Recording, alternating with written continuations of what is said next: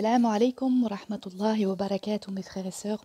Nous nous retrouvons pour la suite de Mizan al-A'mal de l'imam al-Ghazali, rahimahullah, avec le chapitre 28, exposé sur l'acquisition de la fortune et les obligations qui en résultent. Sache que l'attachement à la vie d'ici-bas est à l'origine de tout péché, et que ce bas monde est un champ pour la vie future. On y trouve le bien qui profite pour l'au-delà, et le poison qui foudroie. L'image allégorique qui lui convient est celle du serpent. Pris par le praticien, il fournit à ce dernier l'antidote. Pris par le profane, il lui donne son venin qui le tue à son insu. La fortune, dit-on, est un bien moyen, qui à certains égards est utile, à certains autres nuisible. Il est donc indispensable de se contenter de la partie qui est utile et de se méfier de la partie mortelle. À ce point de vue, le tout est de savoir la juste valeur de la fortune par rapport au but qu'on a en vue, la connaissance de l'essence des choses étant à la fin ultime. Nous disons donc, qui recherche la félicité de l'au-delà a des obligations à l'égard de la fortune, tant en ce qui concerne les recettes qu'en ce qui concerne les dépenses. La quantité dont on doit user est en rapport avec l'intention qui doit en justifier l'usage. 1. La première obligation est de savoir le degré hiérarchique de la fortune. En effet, on avait dit précédemment que les choses dont on désire la possession sont de 3 sortes. 1. Psychologique, 2. Physique égale matériel, 3. Social. Or les objets convoités qui sont d'ordre social se trouvent être les plus médiocres. La fortune figure parmi ceux-ci, et l'argent et l'or sont les éléments les plus médiocres dont se compose la première. Ils servent en effet, mais n'en sont point servis, car l'âme sert la science et les vertus psychiques pour les acquérir. Le corps sert l'âme en jouant le rôle, et l'argent et l'or servent ces derniers. Et l'on a dit précédemment que les comestibles avaient pour but d'assurer la subsistance du corps, dont le but est de permettre la perfection de l'âme. Lors donc qu'on connaîtra cette hiérarchie, et qu'on la prendra en considération, on connaîtra la valeur de la fortune. On saura, suivant quelle considération elle a, tel ou tel degré hiérarchique, ainsi que sa noblesse, en tant que nécessaire à la perfection. Et quand on connaît pour quelle fin telle chose est faite, quand on l'emploie pour la fin en vue de laquelle elle est faite, on agit fort bien. Aussi se contente-t-on de la quantité de fortune qui mène au but, mais on ne s'y livre point entièrement. Par cette manière de voir, on comprend sans difficulté pourquoi Allah le Très-Haut déprécia la fortune dans certains passages du Coran, lorsqu'il dit par exemple « Vos richesses et vos enfants ne sont qu'une tentation ». Coran, sourate 8, verset 28. Et pourquoi il en fit l'éloge en certains autres passages où il en gratifie l'homme, il vous renforcerait par des richesses et des fils. Coran, sourate 71, verset 12. En fait, quand elle permet d'accéder à l'au-delà, la fortune est louable. Quand on en détourne, elle est blâmable. Voilà pourquoi le prophète, sallallahu alayhi wa sallam, a dit « La belle chose, une fortune honnête ». Allah le Très-Haut a dit « Que vos richesses et vos enfants ne vous fassent point perdre de vue l'enseignement d'Allah. Ceux d'entre vous qui en feront fi iront à leur perdition. » Coran, sourate 63, verset 9. Comment n'irait-il pas à sa perdition celui qui aurait amassé de l'orge pour sa monture, et mettant cette dernière de côté, se serait occupé de trier l'orge, d'en dénombrer les grains, et de bâtir un rempart autour d'elle jusqu'à ce qu'elle meure de faim. Voici une parabole illustrant la perte de l'homme que la vie d'ici-bas a détournée de l'au-delà, parabole qui peut être également vraie pour l'ensemble des hommes séduits par la fleur de cette vie et s'adonnant à ses délices. Des passagers à bord d'un navire se dirigent vers le meilleur pays où l'on puisse réussir. Le navire les débarque dans une île pleine de lions et de dragons. Il leur est enjoint de sortir pour se laver, mais de prendre garde aux embûches de l'île. Voyant des pierres précieuses et des fleurs splendides, ils s'en sont émerveillés. Attirés par leur charme, ils s'éloignent du navire. Ils l'oublient ainsi que le but qu'ils poursuivent, et continuent à s'amuser jusqu'à ce que le navire soit parti, et que la nuit les ait enveloppés. Alors, lions et dragons se déchaînent. Les uns les dévorent, les autres les mordent, mais ni leurs pierres ni leurs fleurs ne leur sont d'aucun secours. Aussi l'un s'écrie-t-il, plût à Allah que je fusse poussière. Coran, sourate 78, verset 40. L'autre, ma richesse ne m'est d'aucun secours, ma puissance s'est évanouie. Coran, sourate 69, verset 28-29. Le troisième, que je regrette mon insouciance à l'égard d'Allah. Coran Surat 39, verset 56. Voilà comment se présente trait par trait la situation des gens séduits par les bagatelles de ce monde. Contre ce péril si redoutable, Ibrahim, alayhi salatu wassalam, l'ami d'Allah, demanda protection à Allah le Très-Haut lorsqu'il dit « Éloigne-moi, éloigne ma postérité du culte des idoles ». Coran Surat 14, verset 35, désignant par idole les deux métaux que sont l'or et l'argent. Car le rang de prophète est trop élevé pour que celui-ci redoute la possibilité de croire à la divinité de quelque statue en pierre. Et c'est pourquoi Ali, alayhi salam, a dit « Ô jaunet, ô blanchet, abusez un autre que moi ». Et le prophète sallallahu alayhi wa sallam a assimilé les gens qui se ruent sur les pièces en or et en argent à ceux qui adorent les pierres, et a dit « Malheur à celui qui est l'esclave des dirhams, malheur à celui qui est l'esclave des dinars, qui ignore la quiétude et qui n'arrive pas à extraire son épine s'il est piqué. » 2. La deuxième obligation est de veiller sur ses recettes et ses dépenses. Les recettes sont constituées soit par le gain, soit par la chance qui consiste en un héritage, une découverte de trésors ou une acquisition de dons non demandés. Pour ce qui est du gain, on sait de quelle façon il peut être réalisé. Prendre sans se soucier du moyen est répréhensible aux yeux de la loi religieuse, car il ne faut prendre que d'une façon licite, ce qui est défini par la loi islamique. Quand le gain est licite et bon, qu'on le prenne. Quand il est nettement illicite, qu'on l'évite. Mais s'il est suspect, A, on doit le rejeter quand on penche à le considérer comme illicite, B, quand on présume qu'il est licite, 1, si l'on a la possibilité d'en réaliser sans peine d'absolument licite, il convient de l'abandonner, car à rôder autour d'un précipice, on risque d'y choir. 2, si au contraire il est malaisé d'en réaliser de purement licite, qu'on en prenne dans la mesure où on a besoin d'en prendre.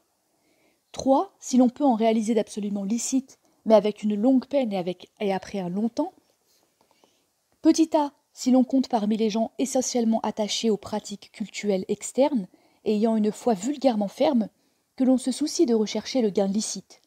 Car c'est un acte de piété dont la peine vaudra celle qu'on se donne pour accomplir les autres.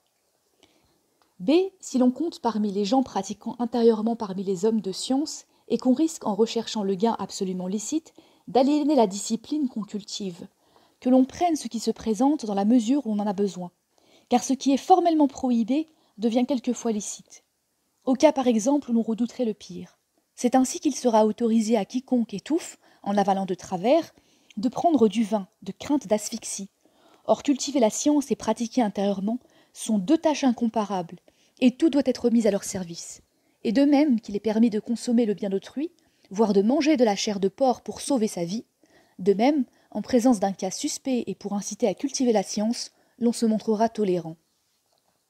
Là-dessus, un profane serait scandalisé de voir un savant faire usage de ce qui lui est interdit, car il est incapable de se représenter la délicate différence de conditions qui existe entre eux. Que l'homme de science use donc discrètement de ce laxisme afin de ne pas provoquer le déchaînement du démon. 3. La troisième obligation concerne la quantité de fortune. Celle-ci est déterminée par les besoins nécessaires qui sont l'habillement, l'habitat, la nourriture et le mariage. Chacun de ces besoins a 3 degrés, le minimum, le degré moyen et le maximum. A. Le minimum de l'habitat consiste en un espace de terre qui vous abrite, ribat, mosquée, bien de main morte ou n'importe. Le degré moyen consiste en une propriété indépendante où l'on peut s'isoler chez soi, avec soi, toute la vie. Cette propriété est modestement construite et possède le juste nécessaire des pièces utiles. Le maximum consiste en une grande maison, spacieuse, de belles constructions, avec nombre de pièces s'agrégeant des dépendances innombrables, telles qu'on en voit chez les riches de ce monde et les grands dignitaires. Le minimum est le strict nécessaire, car ce qu'on demande à une demeure, c'est un terrain qui vous porte, une clôture qui vous protège contre les fauves, et un plafond qui vous abrite et vous protège contre la pluie et l'ardeur du soleil. Seuls ceux qui s'en remettent à Allah se contentent de cela. Le degré moyen est la limite de ce dont on doit se satisfaire, et tout ce qui dépasse cela excède la limite définie par la religion et relève d'un attrait pour les biens d'ici-bas. J'entends une préoccupation de la beauté de ces biens. Séjourner chez soi en restant indifférent au confort, au charme et à la sécurité de l'habitat est une chose licite. Passer son temps à embellir sa demeure est autorisé aux profanes par le fiqh, lequel est nécessité par l'ignorance de ces derniers et le fait qu'ils sont insuffisamment préparés à se voir interdire cette liberté. Pourtant, cette dernière est illicite d'après la doctrine soufie. J'entends la discipline suivant laquelle l'homme est créé pour s'engager sur le chemin du rapprochement d'Allah le Très-Haut. Il ne s'agit d'ailleurs pas de remettre en question le problème des pratiques cultuelles. C'est pourquoi il est dit, par rapport aux soufis, les choses autorisées sont des obligations et leurs obligations sont des choses autorisées. Cela signifie qu'ils n'usent de ces dernières que dans la mesure où cela est indispensable, et s'attachent aux obligations comme ils s'attachent aux choses autorisées dont l'usage leur est indispensable. Ainsi, les choses proscrites sont à leurs yeux comme les choses autorisées. B. Pour ce qui est de la nourriture, voilà le grand problème car l'estomac est la clé du bien et du mal. La nourriture a également 3 degrés, dont le minimum est le strict nécessaire, c'est-à-dire ce qui comble la faim et assure le maintien de l'organisme et de l'énergie nécessaires pour le culte. Cette quantité, on peut la réduire quelquefois par l'habitude, en diminuant petit à petit la ration alimentaire, jusqu'à ce qu'on s'accoutume à se passer de manger pendant 10 ou 20 jours. Des ascètes, zuha, ont pu réduire la dite quantité à un petit poids par jour. Certains ont reculé le temps jusqu'à concurrence de 20 jours, et peut-être de 40 jours. C'est là un terme extrême auquel peu de gens peuvent atteindre. Si l'on est incapable d'atteindre à ce degré, le degré moyen est de manger en remplissant le tiers de son estomac, tel qu'il a été dit précédemment. Mais il ne faut point dépasser la quantité définie par la loi religieuse, car tout excès est goinfrerie. En outre, on se contentera de la qualité moyenne comme on s'est contenté de la quantité moyenne. Et heureux celui qui en tout se satisfait de ce dont tout doit se suffire. Cependant, l'évaluation de cette partie varie en fonction du temps. Ainsi, tel homme tranquille au sujet de sa ration quotidienne serait inquiet du lendemain. Son avidité le pousserait à se supputer une longévité et il désirerait être rassuré toute sa vie. Des besoins pourraient se faire sentir chez lui et il chercherait à stocker ce qui est égarement pur. Ce qu'on doit mettre de côté pour l'avenir se trouve avoir 3 degrés. Le minimum est la ration d'un jour et d'une nuit, le maximum ce qui dépasse la ration d'un an, et le degré moyen la ration d'un an. Se trouve au plus haut degré du mérite celui qui ne se soucie pas du lendemain, qui borne son souci au jour même, ou plutôt ce jour même à 1 heure, et 7 heures à un instant, qui présume à chaque instant mourir et se tient prêt au départ. Mais qui ne pense point à la mort, et tout en étant rassuré pour la ration d'un an, se soucie de la ration des ans à venir. Compte parmi les anathématisés dont parle le verset, il croit que sa fortune lui procurera l'immortalité. Coran, sourate 104, verset 3. C. Quant à l'habillement, il comporte 3 degrés. Du point de vue de la qualité, le moindre degré de l'habillement est déterminé par le vêtement de qualité médiocre et grossière qui cache la nudité ou l'ensemble des membres qu'on a l'habitude de cacher. Du point de vue de la durée de résistance, il sera celui qui résistera 1 jour et 1 nuit, suivant ce qu'on rapporte d'après Omar, radiallahu anhu, il avait rafistolé sa robe avec des feuilles d'arbre. Cela ne durera pas, lui fit-on remarquer. Suis-je sûr de vivre, répondit-il, jusqu'à ce qu'elle soit usée? Le degré moyen de l'habillement est déterminé par ce qui est convenable par rapport à sa condition, à l'exclusion du confort, du luxe et de l'usage des habits prohibés tels que ceux où domine la soie. Le plus haut degré de l'habillement est la collection de costumes avec un luxe recherché tel qu'on en voit chez la plupart de ceux qui se tournent vers la vie d'ici-bas. D. Quant au mariage, le besoin s'est fait sentir au fur et à mesure que l'on penche à la copulation. Nous avons précédemment mentionné ce qui est louable et ce qui est blâmable à cet égard, et notre exposé est suffisant. Celui qui, ayant eu de ses affaires le strict nécessaire, se soucie d'en avoir plus, sera considéré comme dupé, voire même maudit. Le prophète, sallallahu alayhi wa sallam, a dit « Tel qui aura eu la sécurité chez soi, la validité du corps et de quoi vivre un jour, aura eu, pour ainsi dire, toutes les faveurs du monde. Et cela parce que le monde d'ici-bas sert à accéder à la vie future. Or cette partie des faveurs de ce bas monde suffit pour y accéder. Le reste est donc surérogation et supplément qui, existant ou non, ne compte pas aux yeux du sage. 4. La 4e obligation concerne les dépenses et le débours. De même que les recettes doivent s'effectuer d'une façon déterminée, de même en ce qui regarde les dépenses, il faut procéder avec un certain ordre. En effet, dépenser comme encaisser peut aussi bien être louable que blâmable. Louable est la dépense qui vaut à celui qui l'a fait le nom de juste, telle l'aumône légale et les dépenses pour les personnes à charge. Louable aussi est ce qui vaut le renom de libéralité et de vertu, tel que préférer autrui à soi-même de la façon dont la loi religieuse engage à le faire. Ce qui est blâmable est de deux sortes, l'excès et le manque. L'excès consiste à dépenser plus qu'il ne faut, de sorte que la condition de l'homme en souffre, et à sacrifier l'essentiel pour ce qui est moins important. Le manque consiste à s'interdire de dépenser là où il est nécessaire de le faire, et à diminuer la quantité qui convient à la circonstance. Et tant que l'homme acquiert et dépense la fortune comme il convient de le faire, il est loué et récompensé.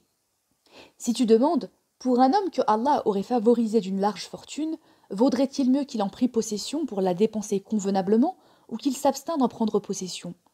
Sache donc que les gens diffèrent à cet égard. On a pu les classer en 3 catégories. 1. La catégorie de ceux qui se sont plongés dans la vie d'ici-bas, sans se soucier du monde futur, sauf par la langue. C'est la majorité.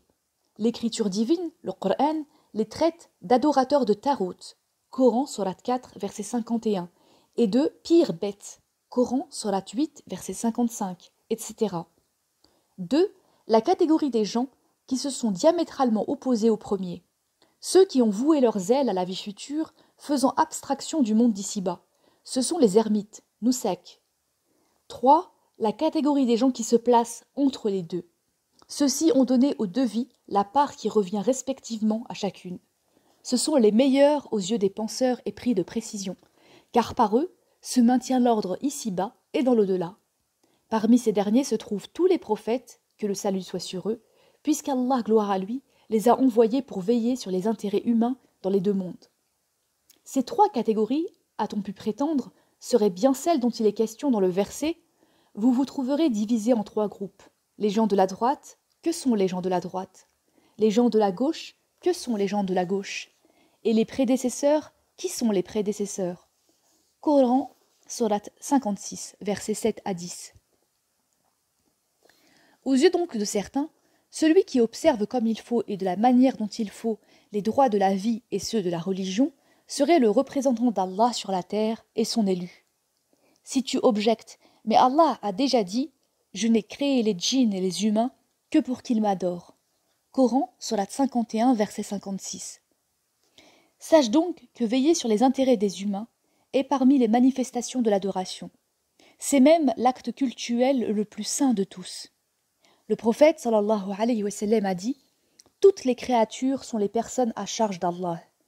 Celui qui sera le plus aimé d'Allah est celui qui aura été le plus utile à ces dernières. » Et si tu dis « Mais certains fins penseurs ont déjà classé les gens en 3 catégories.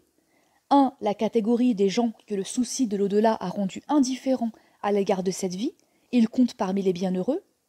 2. La catégorie des gens que le souci de cette vie a rendu indifférents à l'égard de l'au-delà, ils comptent parmi les damnés. 3. La catégorie des gens qui se soucient des 2 domaines, c'est la catégorie des gens qui courent un risque. Or, un bienheureux se trouve dans une position meilleure par rapport à qui court un risque. Sache donc que cela comporte un mystère. C'est qu'on n'obtient pas les hauts de place sans courir les risques.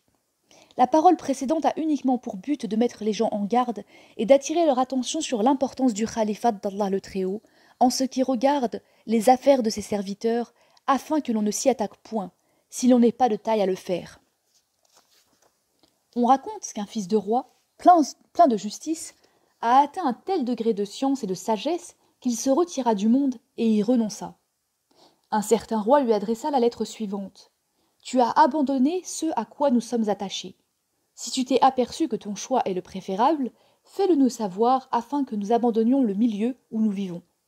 Mais ne crois pas que j'admettrai de toi une parole sans preuve. » « Nous autres humains, lui répondit le fils, sommes les serviteurs d'un Seigneur miséricordieux qui nous a envoyés combattre un ennemi en nous faisant savoir que le but de la lutte est de le détruire ou de lui échapper. Près de la montée en ligne, nous nous sommes partagés en 3 groupes. 1. Le groupe des peureux, qui ont recherché le salut et se sont tenus à l'écart sans mériter blâme ni louange. 2. Le groupe des téméraires, qui ont foncé à l'aveuglette et qui ont été blessés et dominés par l'ennemi appelant sur eux l'indignation du Seigneur. 3. Le groupe des preux, qui se sont jetés dans la bataille avec clairvoyance et qui se sont battus avec vaillance et effort, obtenant la victoire complète. Pour ce qui est de ma personne, me voyant faible, je me suis satisfait de la solution la moins courageuse et de la position la plus médiocre. Toi, ô souverain, opte pour le groupe le meilleur, tu seras parmi les plus méritants aux yeux d'Allah. Cette parole montre clairement la vérité sur cette question, et le verset coranique en laisse entendre la confirmation. Dans ce que Allah t'a donné, recherche le séjour éternel, mais n'oublie point ta part dans ce monde. Sois bienfaisant, comme Allah l'a été envers toi, et ne recherche point la dépravation sur terre.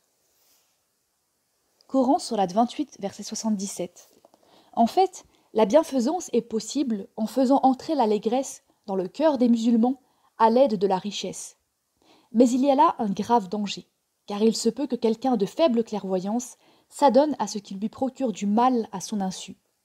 Et c'est pour parer à ce danger que l'on doit déconseiller avec insistance l'accumulation des biens. 5. La cinquième obligation est d'avoir une bonne intention en acquérant et en abandonnant. Ainsi, l'on doit acquérir ce dont on aurait à acquérir dans le but de vous aider dans le culte. L'on doit abandonner ce qu'on aurait à abandonner par renoncement et dépréciation. Le prophète sallallahu alayhi wa sallam a dit « Chercher sa nourriture selon la bonne tradition est saint combat. » Et il a dit encore à Ibn Mas'ud radiallahu anhu « Le croyant sera récompensé de toute chose même de la bouchée qu'il aura mise dans la bouche de sa femme, désignant par le mot croyant l'homme qui pénètre l'essence des choses et qui a en vue dans ce qu'il fait la satisfaction d'Allah et l'aide à trouver pour parvenir jusqu'à lui. » Ainsi il apparaît clairement que l'ascète n'est point celui-là qui ne possède aucune fortune, mais cet autre qui ne se soucie point de la fortune, quand bien même il posséderait les richesses de l'univers. Voilà pourquoi Ali, alayhi salam, a dit « Quelqu'un acquérait les trésors de la terre, qu'il ne serait pas considéré comme séduit par la vie d'ici-bas, s'il visait la satisfaction d'Allah. » Que tes mouvements et ton absence de mouvement visent donc Allah. Aussi, ton mouvement devra-t-il être exclusivement consacré aux actes de piété ou aux actes aidant à accomplir ces derniers et dont on ne saurait se passer, tels que par exemple manger ou agir pour satisfaire ses besoins, deux mouvements qui aident l'adoration et qui sont les plus étrangers à celle-ci. Et quand, dans l'acquisition des biens de ce monde, l'homme parfait agit dans cet esprit-là, il y sera pris comme le praticien adroit. Lorsque, précautionneux contre son venin, il touche le serpent et en tire sa substance. Le profane, lui, en observant et imitant le charmeur, croit que celui-ci prit le serpent parce qu'il le trouvait beau, d'aspect et de forme, lisse au toucher et inoffensif. Quand il le prendra et s'en fera entourer, le serpent le tuera. Aussi a-t-on comparé ce bas monde à un serpent et on a dit « Le monde d'ici-bas est un serpent qui sécrète les plus mortels venins, bien que le toucher soit lisse. » Et de même qu'il est impossible à l'aveugle de se comporter comme l'homme doué de vue, escaladant les faîtes des montagnes, traversant les mers et parcourant les routes épineuses, de même, il est absurde qu'un profane se compare à l'homme parfait lorsqu'il s'agit d'acquérir les biens terrestres. De plus, à méditer sur le royaume de Soleiman alayhi salam et sur ce qui lui a été accordé, conjointement au rang de prophète, on s'apercevra que l'ascèse est renoncement de l'âme, mais n'est point dénuement. Comment donc les biens terrestres pourraient-ils nuire aux prophètes et aux saints, alors que ceux-ci savent bien les dommages que ces biens comportent, leur rôle dans l'être, que dans l'être, l'homme traverse 3 étapes, la première dans le ventre de sa mère, la seconde dans l'espace universel, et la troisième après la mort, et que le monde n'est qu'un caravansérail bâti où le voyageur s'arrête en parcourant l'étape moyenne et où des moyens, des ustensiles et des provisions sont ménagés pour qu'il en tire aide, qu'il puisse s'en servir comme il se servirait d'un objet prêté ou d'une faveur, et puis les remettre au suivant, qui les prendra et les recèdera avec reconnaissance. Mais le caravansérail séduit un groupe de sots qui ont cru que cette étape constituerait une demeure permanente et que ces moyens n'étaient point des objets prêtés, mais définitivement et à jamais donnés. Aussi voulaient-ils ne point les laisser sortir de leurs mains, sans se voir briser la main ou arracher la vie. On a dit que le cas des gens par rapport aux biens qui leur sont donnés ici-bas rappelle celui d'un homme qui aménage une maison et invite successivement à venir chez lui des gens l'un après l'autre. Il en reçoit un à qui il offre encens et fleurs sur un plateau d'or, afin de les sentir et de les passer au suivant, et non de les posséder. Le visiteur ignore cet usage. Il croit que le maître de maison lui fait don du plateau. Quand on le lui a repris, il se trouve mal à l'aise et affligé. Cependant, celui qui connaît l'usage, sent ses parfums, remercie et remet le plateau de bon gré. Voilà donc les obligations relatives à l'acquisition des biens terrestres. Dans le prochain chapitre, nous verrons, Inch'Allah, l'exposé sur la méthode à suivre pour bannir le chagrin ici-bas. Wassalamu alaikum wa rahmatullahi wa barakatuh.